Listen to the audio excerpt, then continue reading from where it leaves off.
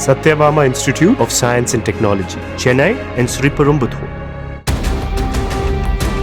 கொடைக்கானலில் இறக்கமான பாதை வழியாக வேகமாக சென்ற டூரிஸ்ட் வேன் கட்டுப்பாட்டை இழந்து எதிரே வந்த கார் மீது மோதிவிட்டு சாலையோரம் இருந்த வாய்க்காலில் இறங்கியது.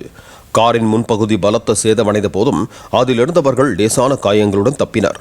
டூரிஸ்ட் வேனில் இருந்த சுற்றுலா பயணிகள் தாங்கள் செல்ல இருந்த விடுதிக்கு பிரதான சாலை வழியாக செல்லாமல் கூகுள் மேப் காட்டிய ஷார்ட்கட் வழியாக சென்றதாகவும் அது மிகவும் இறக்கமான பாதையாக இருந்ததால் பிரேக் பிடிக்காமல் விபத்து நேர்ந்ததாகவும் கூறப்படுகிறது.